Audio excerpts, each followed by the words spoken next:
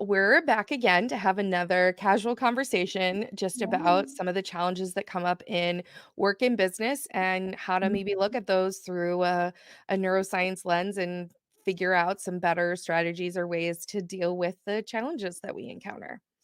I love it. Perfect. And then, yeah, practical things to help you along the way. Absolutely. That's what I love. Your brain, you've got this magical piece, and then I'm like, yeah, how do we make it practical and helpful and useful? And it's a beautiful thing. So we were talking about, and I feel like this is an interesting topic because it's something that resonates, especially when I do a lot of reading or I'm, like, looking at a lot like, I read a lot of different books, and everybody has their own model or their own take on, "This is the best way," or "Here's how to do something," or "Here's how to Mm, solve this." And anytime someone gives me a definitive, like, "This is the solution or the only solution," I really struggle because so mhm. often even, like, solutions that work for lots of people don't always work for me and Right. don't fit, and I don't know about you, but that's been, like, a Mhm. real struggle for me. I agree wholeheartedly because I think there is so many paths, right? There's so many options, and I always try to look at things from a big perspective. And when somebody says, "This is the way," and I followed, "This is the way," and then it doesn't work, it's, "Did I do wrong? Did I do something wrong? And why am I not part of the case study that worked for them to get that way?" But then what I've learned is, like, everybody has such different scenarios and things that got them to where they are that, like, this is so interesting because it's made me also be like, in all of my work too, like, I can't give you the keys to the kingdom. Or like when there's certain things you can know, but there's so many human variables. And yeah, and that's the human beingness of it, right? So when Yeah. we talk about our neural pathways and how our neurons wire up into certain patterns or ways of being, ways of doing, ways of living, thinking, feeling, behaving, when we're doing all of those things or experiencing all of those things, those are our unique patterns. And I think anytime someone finds a solution to something, it'll work for some percentage that have those similar systems or ways of being, Yeah.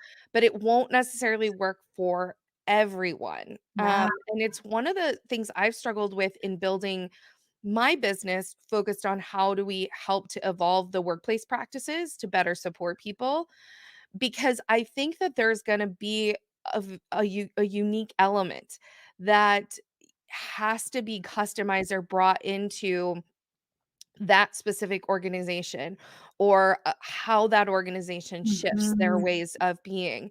So while I can come in and I can do training on how to think or ways to access some of that wisdom or how to shift some of those ways of being, ultimately it's going to be up to the organization and the people in it to figure out how to Mm. do that or how that actually plays out within their organization itself. Yeah, you're absolutely right. It's like you give them the guardrails, right? Like the parameters of what the possibilities are, but then they get to take their own uniqueness and apply and make it applicable.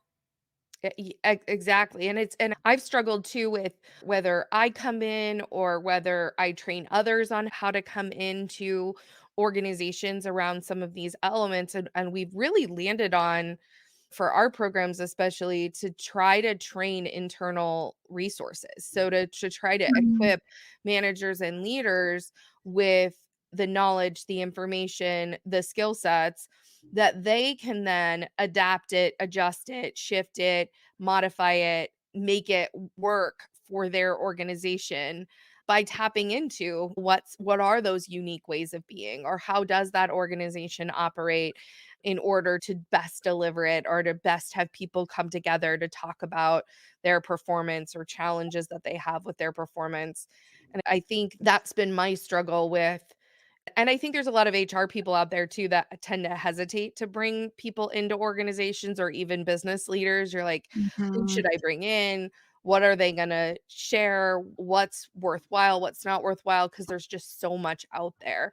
Trying to figure out which is the one that's going to resonate for Yeah. me, either me and my organization or me individually, can be really difficult to find. And I think this goes pre-recording our conversation that we were talking about, how when if we don't use our own intuition or we're told exactly what to do, it will fall flat because it's not necessarily coming from what we need, right? And again, in a workplace, I think, and I bring this up, and maybe it doesn't coordinate at all, but I feel like there's something here too, right? I think being able to check in with ourselves on what is actually needed, right? Yes, and needed in the moment, right? So, Mhm. again, I read a lot. I've done a lot of trainings. I love all of that. I think it's valuable. It gives you insight and wisdom. Mhm, mhm. But how often do you read something and 6 months later, a year later, still remember what it was you read and then apply it? It doesn't happen real often, right? Like, Yeah, self-admittedly, right? yeah, There's so many things like yeah. that where it was super interesting, it was super insightful, but unless I embedded it somehow into a practice or something in my life, it starts to fall away. It's wisdom, it's insight, it's knowledge, it's information, but it's not necessarily integrated into what I'm doing or how I'm doing it. Yeah. So again, yeah, go ahead. And, what ends up happening, I think, is that then we end up struggling. We get trained or we read something and we think that we can make ourselves better, but we don't have the connection between the knowledge or the information we've obtained and integrating it into our practices. Like, how do we do that Mm, on a regular basis? How do we integrate it into our neural pathways so it becomes yeah. part of our neural pathways? And then what do you pick and choose? Because we're bombarded by so many things and so many, again, everybody is telling us, I mean, we can pick up our phone right now and 20 people will tell us they have the best way for the same thing. So like, how do you decipher what is, do you know? I know, but like when thinking about the neural pathways and the science behind all of that stuff, I feel like there's something here too for us to think about.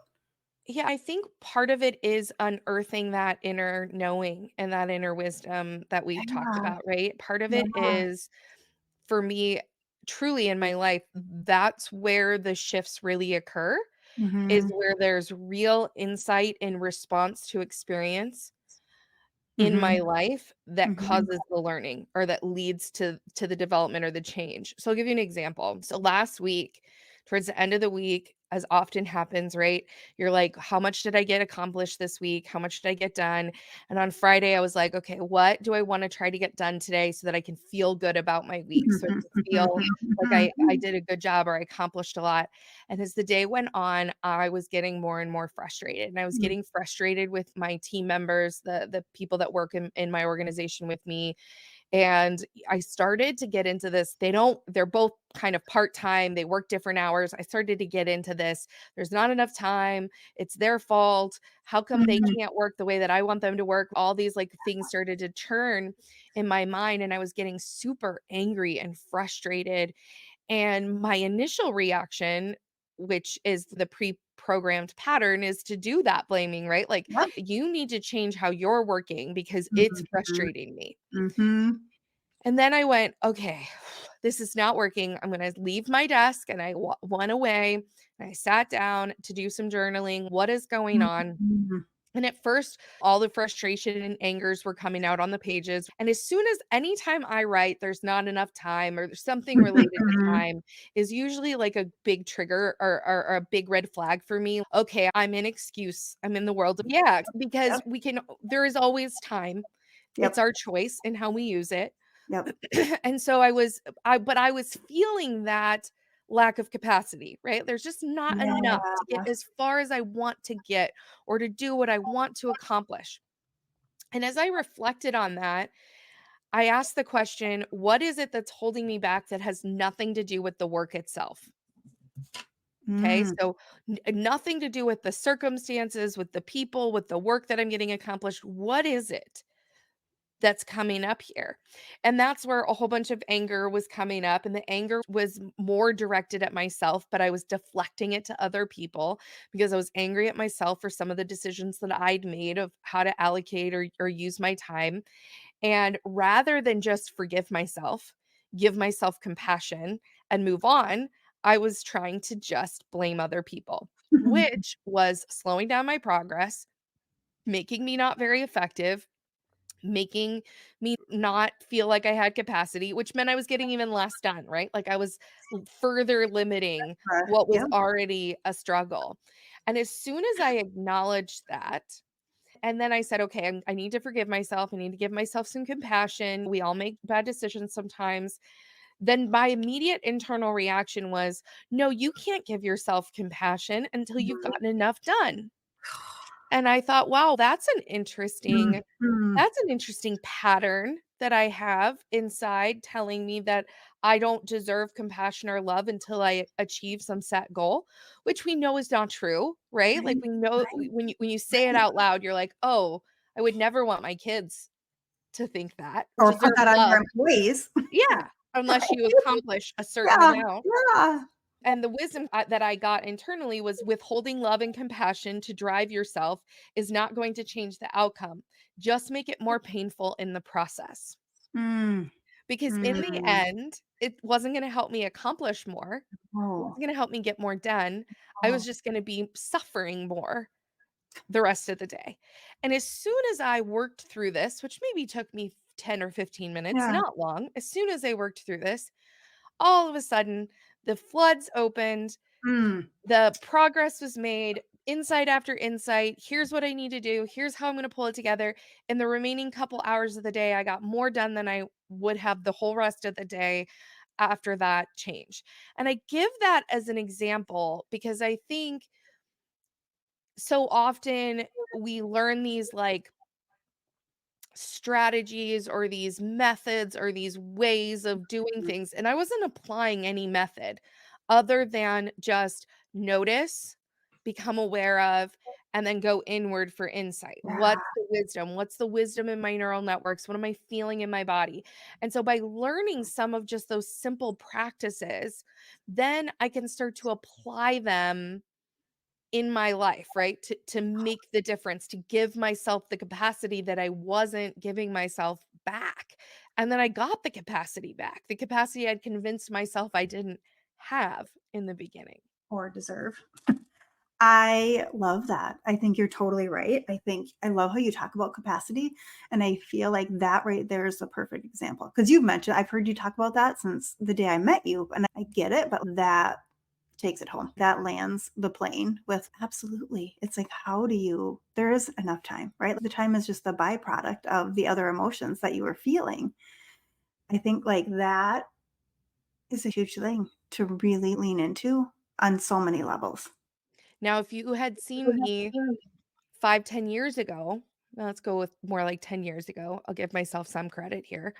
But like 10 years ago, when earlier in my career, in response to that same type of situation, I Mhm. likely would have had fairly directed performance conversations with the people on my team Yeah. that would have been very wouldn't say like harsh, but definitely on the negative side, right? Of this isn't working. I need you to be different. You need to perform in this way.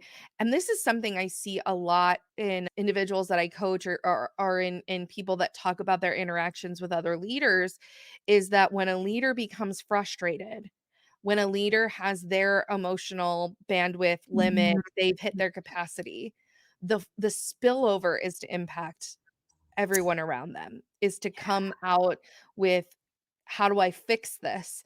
And the way to fix it is to fix everything or everyone that's around me, rather than to go and say, "Okay, no, actually, there's something in here." Now, that's not to say that my team members couldn't get better at some things or Oh, there yeah, wasn't, like, a root value there. The demonstration for them of me going inward and saying, "Hey, this is what I just discovered. So I'm really angry at myself. So this is what's happening with me," teaches them to do the same thing and to become aware of, okay, what's holding you back? What's keeping you from accomplishing more or getting through the deadlines that we have or whatever the things are. And so it becomes less of a directive negative conversation and more of an introspective um developmental insight and awareness. And so then we're choosing into those new patterns. We're choosing into Mm. a new way of being or a new practice versus having to systematize or having to adopt someone else's model or method in order to accomplish it. Does that make sense? Yeah, totally, and I think it actually plays off of one of our previous conversations where we said, like, the 2.5 minutes of breathing, right? Like, before you go on with your kids or your life, right? I feel like this is a very similar process with being able to, like, reflect and go, "Okay, is it me or is it them?" And then you too there is time, you said, there's direct conversations, and when people aren't performing or doing the things, like, we have to have those conversations, but I think the beauty and the takeaway of that too is, yeah, let's look inward first and really lean into what is it that's happening within us that's projecting that, right? To Yes. really, it comes from a heart-centered place, that coherence that we talked about before too. Yes. Yes. Yeah, And it's that's where growth and development happens. So the only time that we grow new neural pathways is when we're in a coherence balanced state. When wait, we're what? dysregulated and we're stressed, our body's focused on keeping us alive. It's not focused on creating new pathways. Mm. And so if you want people to learn, grow, develop, it's one of the reasons actually during my signature talk, the keynotes that I give, actually about halfway through do balance breathing in it Mm. because we get through kind of the problem and some of the stress situation. And I want to bring people back into coherence and presence so that they can take what they learn away with them. And if they don't, if they stay in that dysregulated state, they're not going to take or absorb anything. That's amazing. Like that, I guess it makes sense. I just never took the time to think about it, or I needed you in my world to put 2 and 2 together with that. Because 'cause you're right, we Uh, can't. yeah. How can your brain be putting resources towards forming new neural connections and strengthening those connections if it's stuck in a survival state? If it's in a survival state, all of the blood flow, all of your energy is going Mhm. toward what does your body need in order to survive. So if your body's in a freeze state, if it's in a fight or flight state, it's not going to be in a learning and growth state. So, which is why 6 months ago when we read something and we, like, took whatever that was, we're now not able to comprehend it because we weren't in that coherent state to get new pathways to, am I correct? Yeah, Is that what I absolutely. heard? Yes. Okay. So, Yeah, it's one aha. of the reasons that when it comes to all these companies did, especially medical in the medical space, did resilience training and things like that coming out of the pandemic as people were Mhm. burning out or and struggling, and it was by and large made fun of and looked down upon because that's not what they needed. They didn't need training. They Mm. needed a shift in their state. They needed to understand what they could physically do to change their current state before they could ever develop resilience. To me, it gets to we often talk about training or skills development in terms of the skill. And so we do something around emotional intelligence or resilience or Yeah. but that's really an abstract concept. That's the after effect, is that if I'm doing the right things, I become more resilient. Resiliency is the outcome, it's the output, it's the result. We Mm. need to maybe focus a little bit more on the what's leading to that result or results like that in general because it's not like they're all different. They're the same foundational framework if you're more balanced, if you're in coherence more, if you're better able to recognize and manage your emotions, like all of those things are going to increase your resiliency. So do you have, because to me, I'm like, okay, like I want to take it a step bigger. Just yes, in our business, but then as a human too. I'm like, is that where, like, starting with prayer or meditation in the morning? Like, you can start by having that, or is it, and then is it little things throughout the day? Or what would be some ways to be more? Because I think about, let's think about this. The people that we both work with and know, and even our friends, like whether whatever that is, but business people are in go mode. Like they are trying to get stuff done and they're going. And again, the same thing like your to-do list, right? I didn't get enough done. We all have a million and one things on our Mhm. list, right? But if we're just going through the motions, right? And we're not maybe absorbing some of those things as much as we could be, like, what would you recommend or what's the tool or the takeaway with that? Is it like opening yourself up to prayer in the morning and then is it at lunch? I want to have a secret sauce. Yeah. I know there's not one answer to this because that's what we started out with, but I think first it's important to know that you're gonna go in and out of different states, and mhm. that's, like, natural. So it's not like we can be coherent and balanced all of the time. Damn That's it. not the Waiting for objective. that answer. I'm just Yeah. kidding.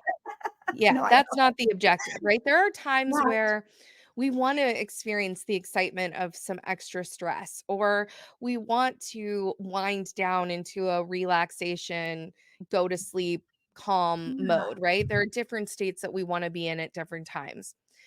When it comes to learning and development, and when it comes to true growth to me is really rewiring those patterns or those ways of Mhm. being, our Yeah. neural networks. And when it comes to doing that, I think it really just starts with noticing and becoming aware that when we're experiencing resistance to something, when we're frustrated, when we're unclear, when we're experiencing some type of either physical or emotional reaction to our situation, those are great opportunities to learn and develop. So to Mm. bring yourself into coherence in those and try to get a bigger perspective on it, get wisdom, internal wisdom, checking in with your head, your heart, your gut, your different brains to see what information you can gather, what knowledge you can gather is going to be your best opportunity for growth and development beyond any training, beyond any course, beyond any coaching, anything else you do. Looking for those live moments are going to be the biggest factor. Of course. Yeah, that makes total sense. Absolutely.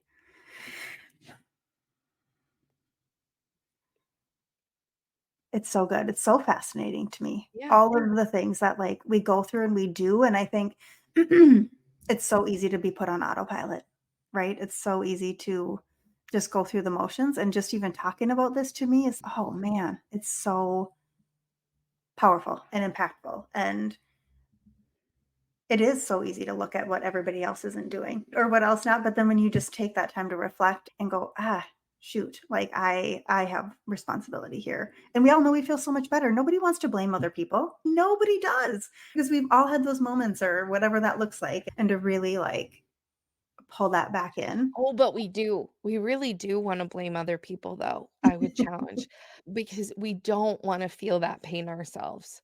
We Mm, don't want to look at what's going on inside.